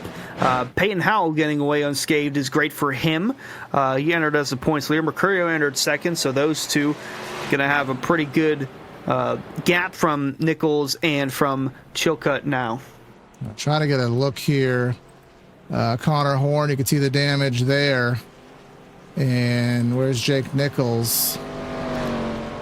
I mean, he probably has a meatball flag, too much damage, Alex Chilcutt. So there is basically half of the top 5. Connor Horn was kind of right in his car number, 6th or 7th for a lot of this race. So that's a lot of our top 10, a lot of our chase drivers. And as we just refresh our points where we stood coming in here, that could, I mean, you can never say never, but that very well could be the whole chase. It's only 4 races left. So it's going to be a big chunk of points to try to come back from. I will say they're somewhat of an equalizer in Bristol because it's only a half mile. A lot of lap traffic that they're... Well, Richmond. I think it's North Wilkesboro on the trucks. I could be wrong, but... yeah, there's a lot. A couple short tracks that could very well even things up. No, it's Wilkesboro. Cup is at Richmond, but yeah, we'll be at Wilkesboro. Oh, I did not. Okay, well, regardless, it's 2 short tracks, so there's bound for time and points to be made up with the amount of lap traffic that these guys will entail. And I think North Wilkesboro usually has more yellows from what I've seen than Bristol, but that is kind of an equalizer. The 1.5 miles, though, Jake Nichols was really good at. He'll have Charlotte, and then Auto Club is I wouldn't necessarily say a toss-up, but Nichols has run well there in the past. But if Sebastian Marin's racing any of those races, it'll be tough to beat him because he's been tough to beat tonight. He'll be restarting on the inside lane as the leader once more. Brian Mercurio now will try to time it well in second. Yes, he will. And will he accomplish it? Well, the answer is a resounding no there. Peyton Howell may actually clear for second here. Entering 1, he will. Scioli will follow in line here to the inside of that 82, who loses 2 spots just over the course of turns 1 and 2, but he'll remain to the outside of the 7, who really hasn't, again, he's been in the top 5, but he hasn't been a race threat here today. Will he be able to dial it up with 25 laps to go for Scioli? We'll try to keep the 24 behind as they're in the wall again, coming out of 4. DJ Stagner. And we're wrecking again. Yellow back out. A bigger wreck this time. Cars upside down, flipping on the front stretch. 2 of them. The 2 of Kites upside down. Lakatos was barrel rolling. And I'm not sure if Jake Nichols was a part of that because I saw he was back on track behind all the cars, so I'm not sure if he got slowed up in time for this or not. Yeah, oh my goodness. Yeah, Casey Lakatos, shades of Logano at Dover back in the day, and then Kite just going down backwards, but what stemmed it is what we'll try to deduce here. It's something with Stagner, so give me 1 more second, my folks. He is racing with the 88 of Skylar Shackelford. Oh, so the not clear syndrome strikes again. Yeah, then Stagner tried his best to save it, and then Weishart just involved. a hellacious hit for the 2, and then it sent the 50 up into the air and flipping like crazy. And Jake Nichols did get slowed down in time. I was shocked to see him back out on the racetrack because it seemed like he had big damage from that hit. But he was able to get around it. And then Chilcutt was right in front of that gaggle that was coming up on the 04 of Stagner. So he was very fortunate to avoid that one as well. Well, very surprising. Nichols did not. If he had a meatball flag, or a repairs required flag, the required repairs weren't that long because he is back on track, as you said. He's in 19th, so with the amount of wrecks that we've just had, some serious wrecks we've just had, it's a lot of attrition that he'll be able to gain from right now. So, what could have been a 28th place finish may only turn into a 15th place finish, and that will certainly give opportunity to save him there. As Travis Beckner also on track, however, 1 lap down. Remember, Travis had that double speeding penalty that he is having to recover from. But heading back to the front focus here with what'll be 20 laps to go. Mercurio will be a lot luckier this time. He'll be able to start inside rather than outside. Yeah, indeed. And I want to touch back up on Beckner. There's a bunch of guys with meatballs in front of him. Ben Pierce, DJ Stagner, David Weishart, as well as others that were involved in that wreck. Beckner will have an opportunity to gain more positions, and if we get one more yellow and he's able to get around, right now it's currently Skylar Shackelford and Forrest Smith that are a lap down in front of him, but if he's able to put himself in a free pass position with the way these yellows have been falling, he might be the next one in line for the free pass, and there won't be a lot of laps left to try and make up positions, but it could work out in the end for Travis Beckner. We still have 22 to go. We'll be 21 at the line, but also did mention Chilcutt. He got around that wreck and is 16th, so he can still salvage something out of the day. Jake Nichols as well. He is going to be, I want to say he's going to restart inside the top, right around 20th, might be 21st. 22nd, yeah, 21st, 22nd. Now, I guess there's also a very small silver lining opportunity here. Now, depending on how bad their damage is, a driver such as like Jeremy Miller, who is able to recover, barring any damage, but he might have a couple lap fresher tires because obviously the top guys are going to struggle to decide to make a pit stop here late in the race, but these drivers in the back will have 6 to 8 lap fresher tires. I wasn't going to do that number sequence, and maybe that'll come into play here. But entering the restart box here once again, Sebastian and Peyton, and I'll tell you, that was as good of an outside jump as you could possibly ask for by the 52.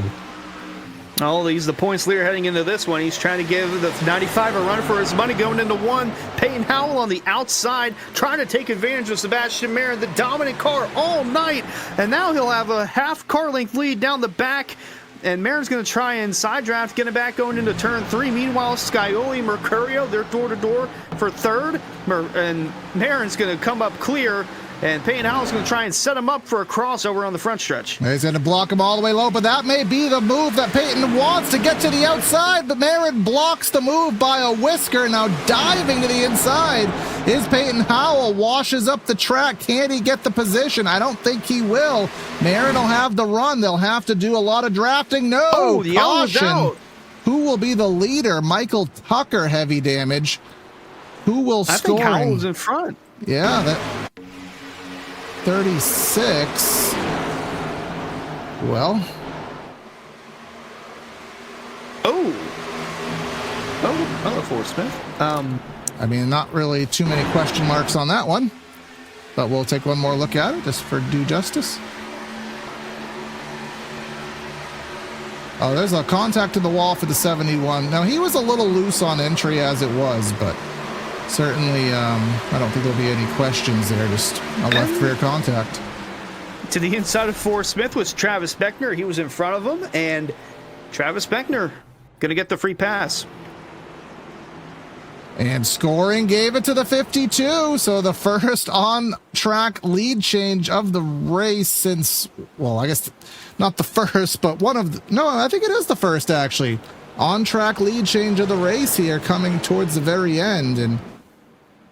And we did talk earlier about the race trends here, Hunter, and I had heavily questioned and shown question over why the race average was about 5 cautions here, but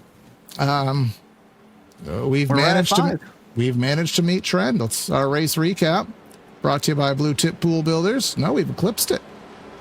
Ooh, above average.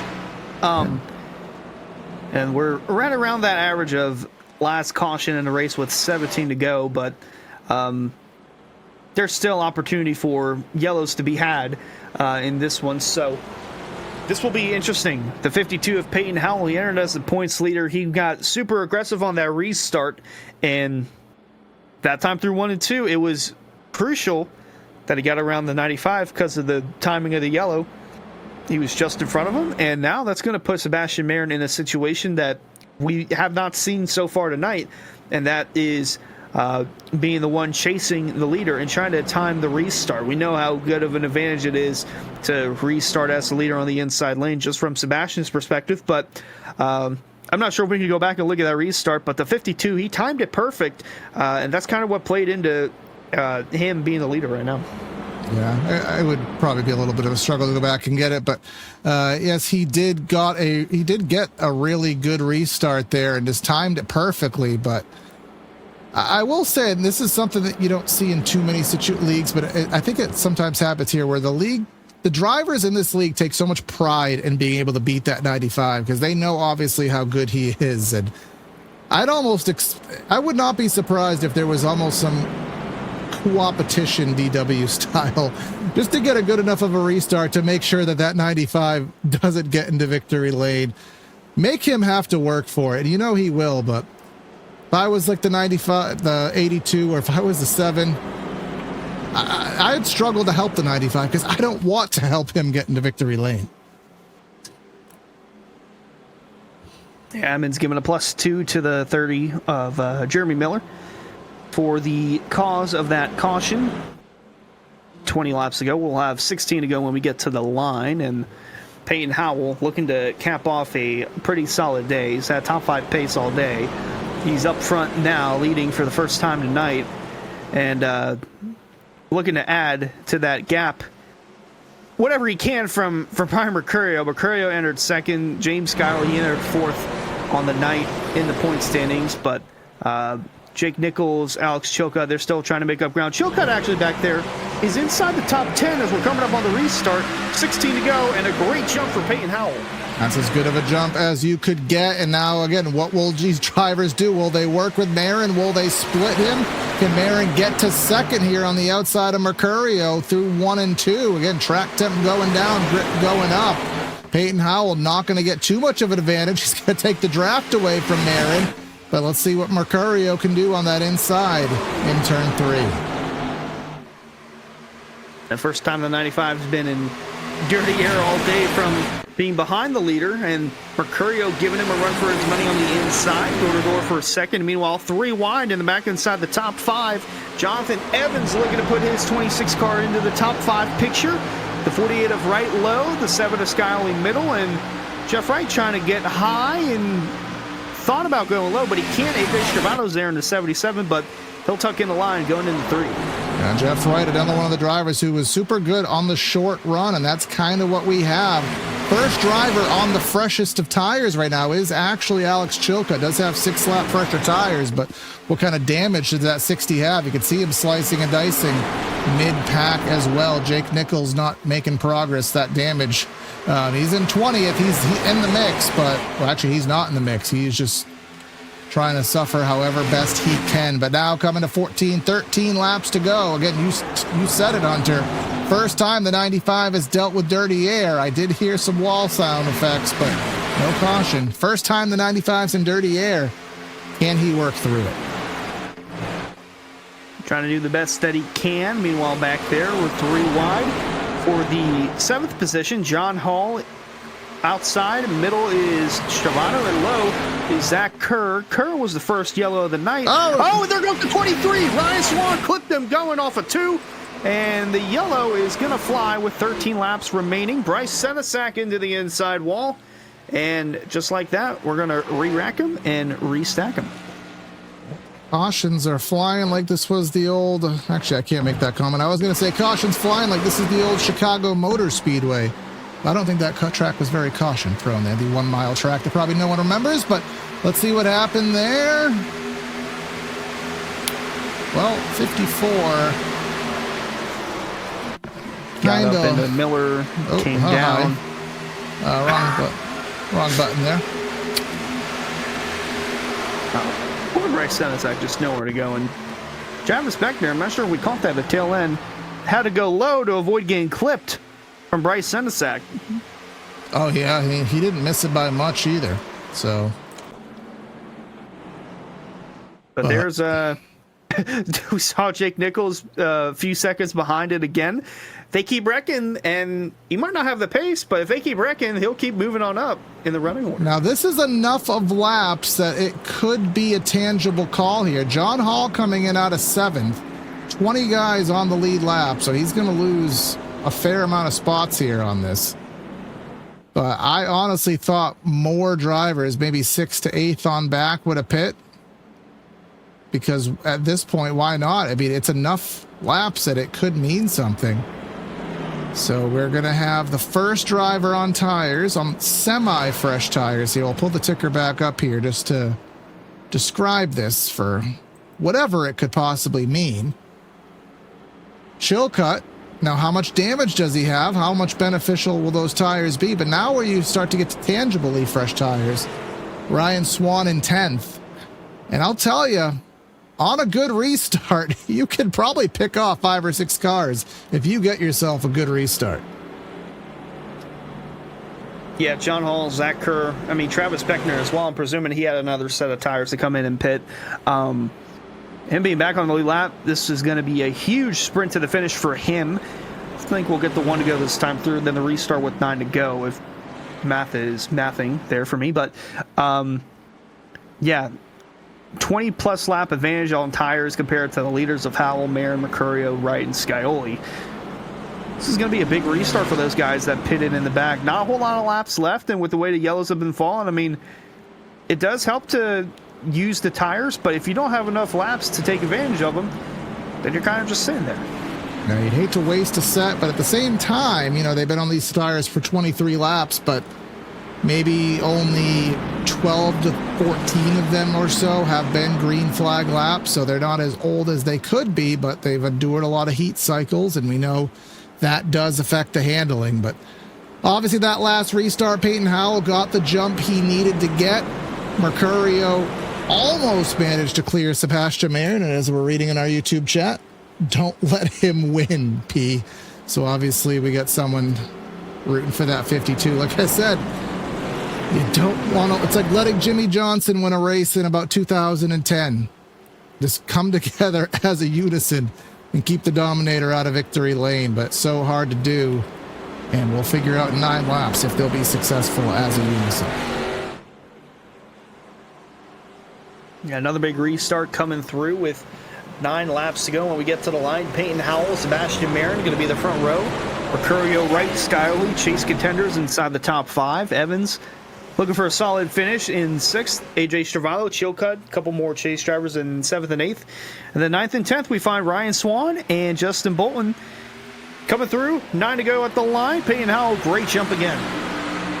Yep, and let's see what happens second on back. Will those fresh tires mean anything behind for those drivers, such as Jeremy Miller, such as, we're wrecking in the back, or almost. Are we? That's Sebastian Miller got sideways, but we'll carry on.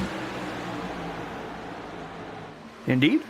Marin, Mercurio, Dordor for second, Jeff Wright in the 4th position, tailing from behind. Jonathan Evans behind him as well, trying to follow his tire tracks and get around Scioli for that 5th spot, but it's still all Peyton Howell, but Marin is steered clear of Mercurio. He'll have his eyes on the 52 with only 8 laps remaining. Watch that 24. You saw Chilcutt go to the top of the track. He has fresher tires, but he doesn't have enough car. And as we know, that 24, he's sitting pretty right now. No damage. And the freshest tires on the racetrack. Is 7 laps enough? He's ripping the top right now, currently up to 7th. Let's see what he's running better a lap. Is it enough time It's going to be close. Travis Beckner's trying to follow suit as well, although he was stuck on the bottom.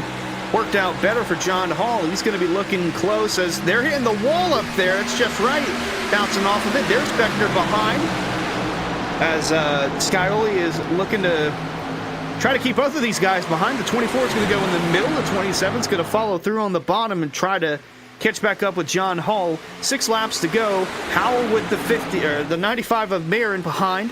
The 82 of Mercurio as well with Jeff Wright, and then mentioned John Hall. He's already up inside the top 5. Here he goes, and Jeff Wright going to go up the track, up the track, up the track. Has to leave the lane.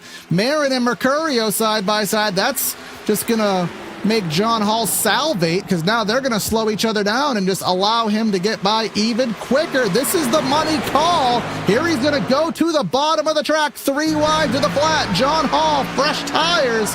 He's won at Vegas. He's won at Darlington.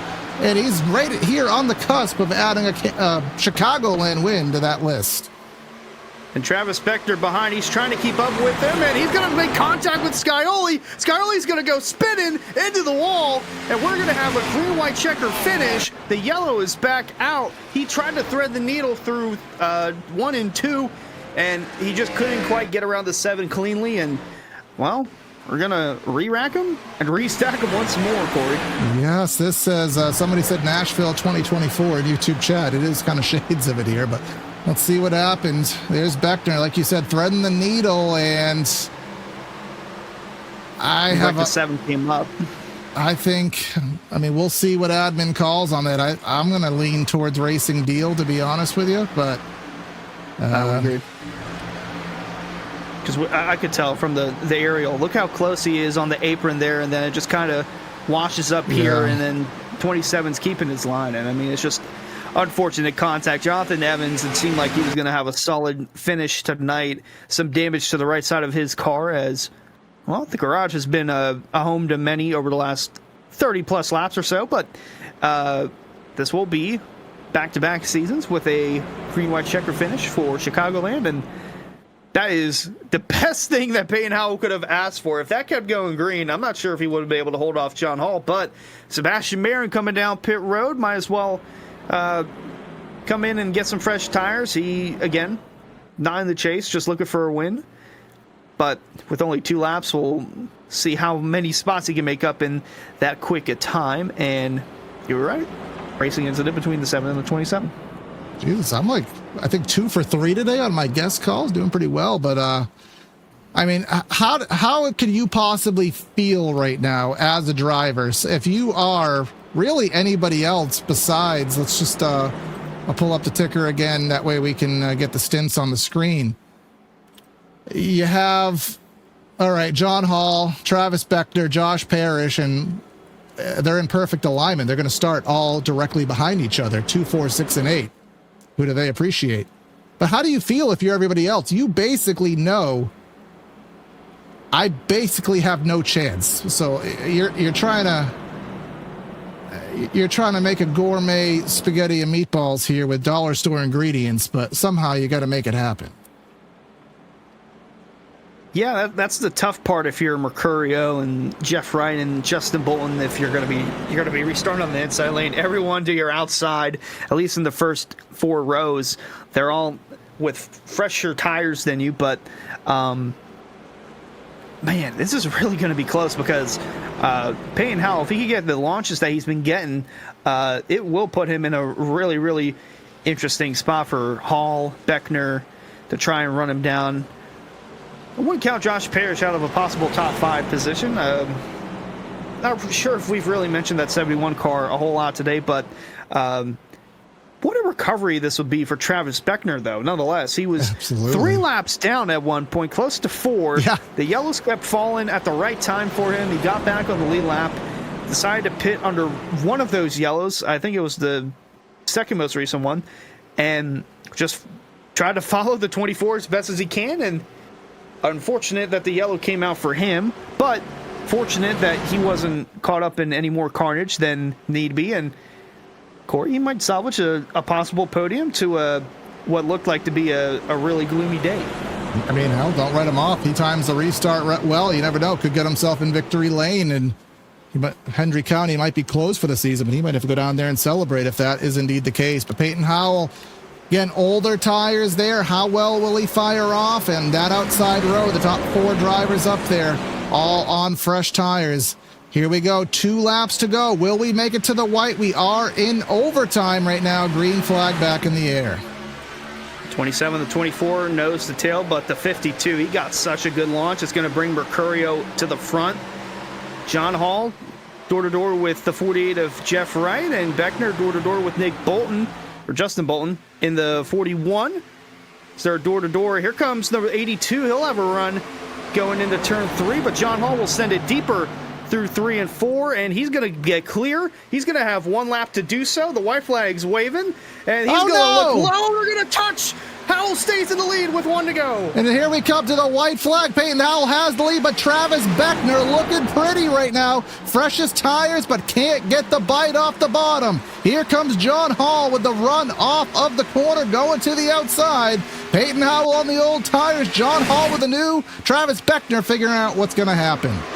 And Sebastian Maier's behind all this too, trying to make up a lot of spots. They're reckoning at 3 and 4. Howell's going to hit Howell's going to hit Hall. They're going to be side by side coming to the line. He blocks Beckner. Beckner's in the grass. John Hall comes through and wins at Chicagoland. Unbelievable last lap of the 24. I mean, you would have thought coming to the restart that he was going to win the race, but that was not the way that any of us had it scripted to happen there. But John Hall, again, the master of the intermediates, at least in the win column this season, gets himself the win. You got to give Peyton Howell the effort. He drove it in there. He did everything he could with the little that he had left.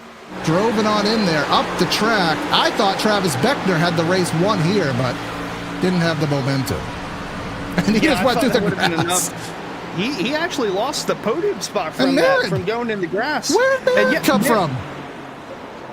I noticed it through 1 and 2. He was the green car. I saw a little green speck flying through 1 and 2. That was Sebastian Mayer. He pitted under that last yellow, was able to get a podium spot out of it. But wow, what a way to start the chase for John Hall.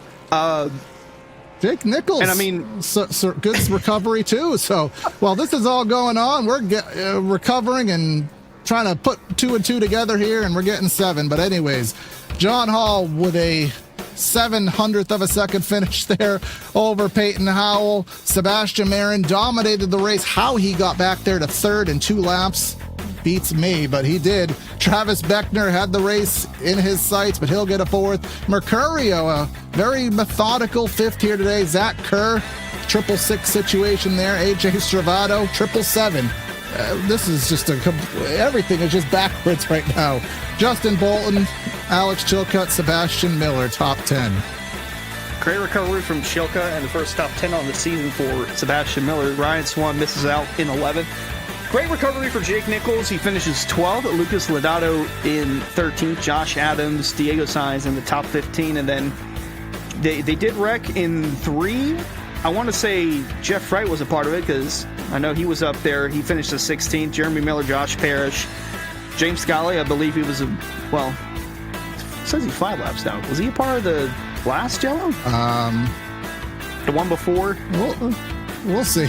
I do have something else I do want to get to here that we may have a trigger for here as we'll get the last page of results here on the screen. These drivers all having a bad day. I do have a trigger here, and this may or may not be accurate, but we're going to see if it is. Let this play through. It might be juicy. It might be juicy. If it's not juicy, I apologize, folks, but just, it might be juicy. Let's see if there's juice.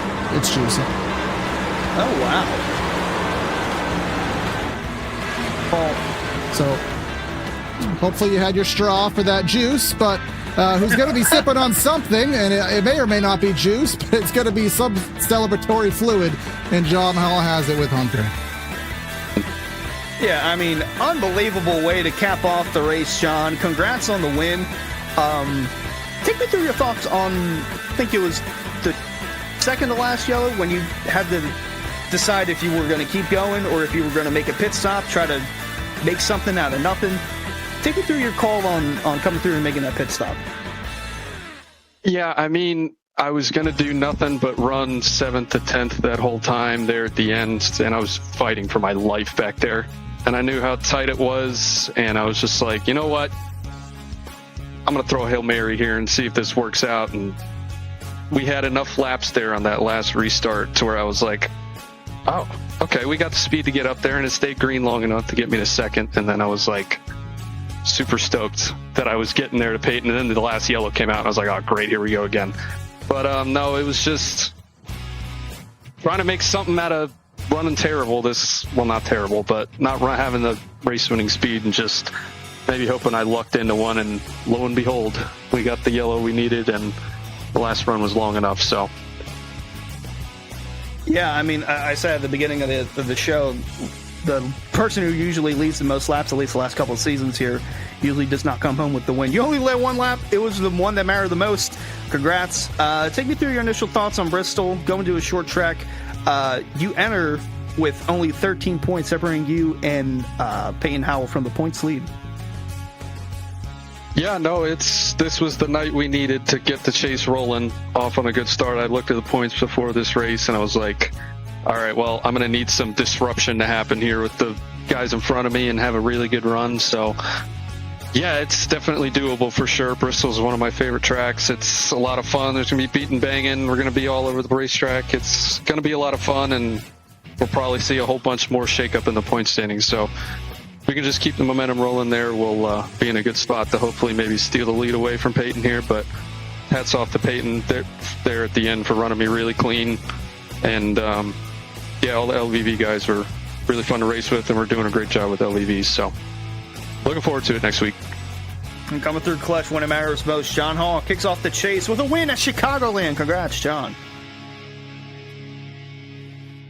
All right, and we'll head back to second, where we find Peyton Howell. Peyton, you ended up getting by Sebastian, which is never an easy feat, but then the cautions kept rolling in, and the decisions had to get made when to pit, when not.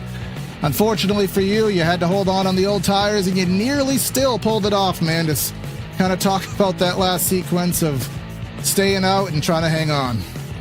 I didn't even think about pitting when John did, or I probably would have.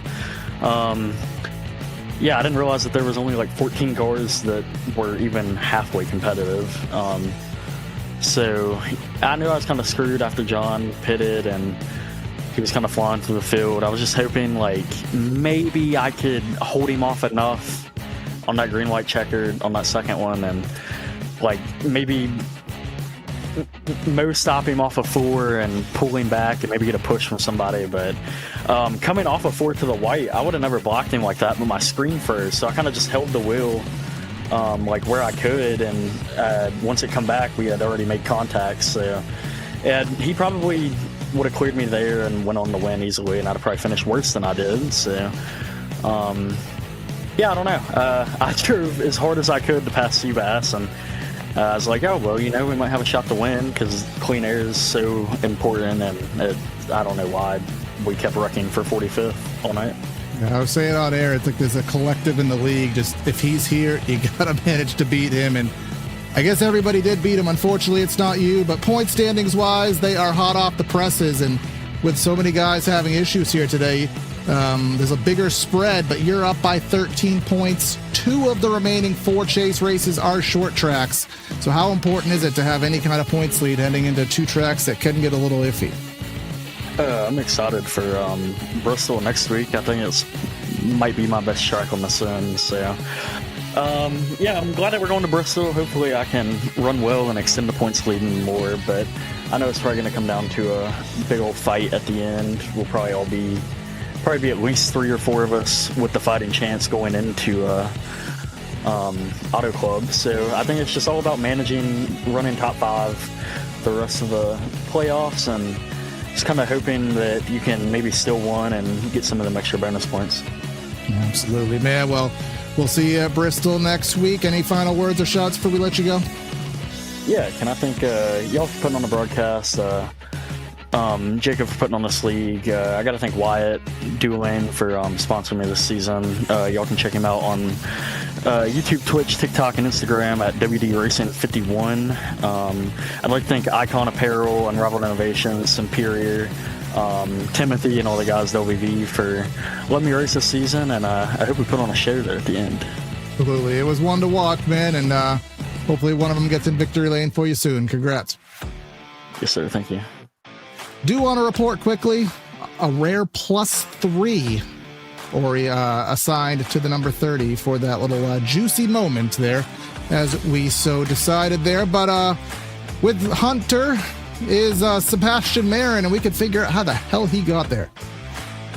Yeah, it took everything in me, Sebastian, to not scream and cut off Corey on that last lap coming down the backstretch, because I saw a flash of green coming through, and in my head I'm thinking there's a possibility where carnage could happen in front of you and you could still come home with the win. But able to get a podium.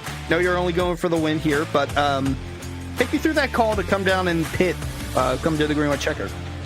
Yeah, I think it was a no-brainer. You know, once I lost the lead to Peyton, who did a really good job timing the restart, with that short of a run to the end and with low fuel and the tires being at the point that they were, it was going to be almost impossible to get a run on Peyton. And I tried one lap, fried the right front tire off of it, and that's when tires at the time with John and Travis were getting up there. So at that point, I said I had nothing to lose. I probably wasn't going to win the race, being a green-white checkered, but I'm like, maybe I'll net gain where I would have finished. And the restart initially went perfect. I mean, everyone was kind of defending their right rears, and I just stayed middle and just rolled through. And yeah, once they almost had their crash on the front stretch, it kind of let me get there. And yeah, I think maybe one or two more laps and we would have had a real chance at the win. So yeah, obviously disappointed that I lost the lead there late, but it was a fun race nevertheless, and it was fun to carve through the field there at the end. I definitely think if there was one more lap in the race, you definitely would have had him. But yeah, take me through that run to the finish, because I still don't know how it happened. Beckner decided to mow grass at the very end. I'm not sure if there was being and bang going on, but it was just pandemonium at the end. But yeah, take me through that initial sprint to the finish with the 27. Yeah, coming off of 4, you know, I was trying to grab his right rear to see if I can side draft him back, and I felt like I wasn't going to get there right. He had enough of an overlap, and then he went to the apron. I don't know what he thought. Maybe he just clipped the grass initially, and then once you clip it, it can be very deadly and grabby.